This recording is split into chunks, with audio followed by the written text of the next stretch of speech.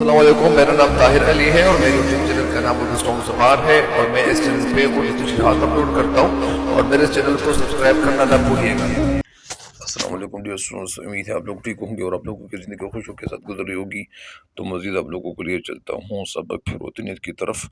اور اس سبق کے جو مصنف کا نام ہے مولانا ثناء الدین احمد۔ تو اس سبق کے مرکز خیال کی طرف آپ لوگوں کے لیے چلتا ہوں، مضمون پھر وطنیت کی طرف میں مولانا ثناء الدین احمد نے ایک بنیادی خیال پیش کیا ہے کہ پاکستان جو قائم کیا گیا تھا، جو قائم ہوا تھا، تو علامہ اقبال رحمۃ اللہ کے اس تصور کے حوالے سے قائم کیا گیا تھا۔ ان کا جو تصور تھا، ان کی جو سوچ تھی، جو خیال تھا، تو وہ کنہوں نے یعنی کس طرح انہوں نے پیش کیا تھا، جو انہوں نے 1930 میں خطبہ لباد میں پیش کیا تھا۔ علامہ اقبال رحمۃ اللہ علیہ جو تھے، وہ ایک عظیم شاعر ہونے کے ساتھ ساتھ ایک عظیم شخصیت بھی تھے۔ انہوں نے علامہ اقبال رحمۃ اللہ علیہ نے یعنی جو شاعری کی تھی، تو ان کی شاعری کو پڑھ کر یعنی ہمیں یہ اندازہ ہوتا ہے کہ ان کی شاعری کیسی شاعری تھی۔ علامہ اقبال رحمۃ اللہ ایک افاقیر تصور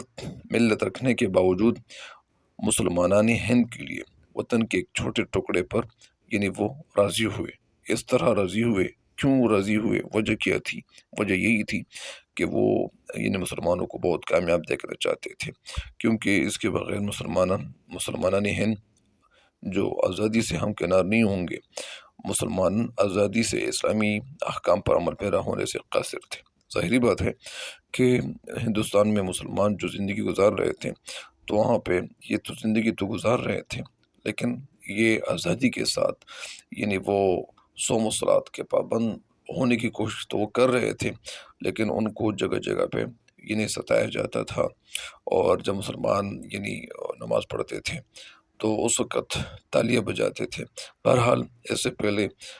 یہ کچھ واقعات ایسے تھے کہ اس کے بعد یعنی جو ہندو تھے تو وہ مسلمانوں کے ساتھ پھر سنسیر نہیں رہے تھے،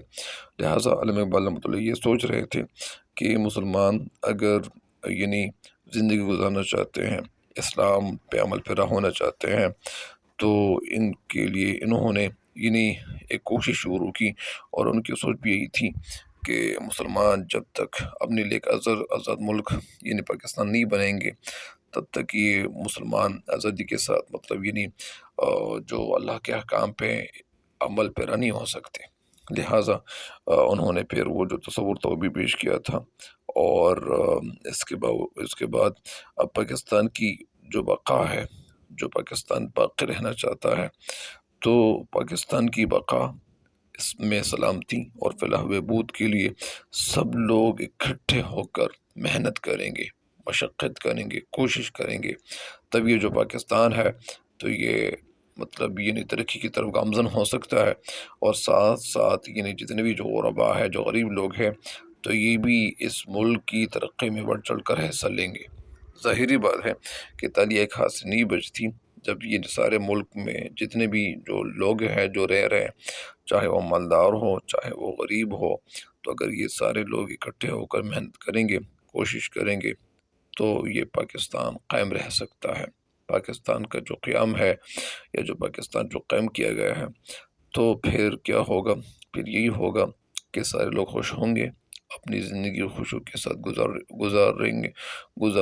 گزاریں گے، اور وہ نہ صرف زندگی گزاریں گے بلکہ وہ اس زندگی میں اپنے ملک کے حوالے سے بھی سوچیں گے۔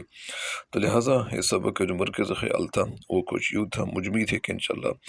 آپ لوگ اسے استفادہ ضرور کریں گے۔ تب تک کے لیے مجھے اپنے خصوصی دعاؤں میں یاد رکھیے گا۔ اللہ نگہبان۔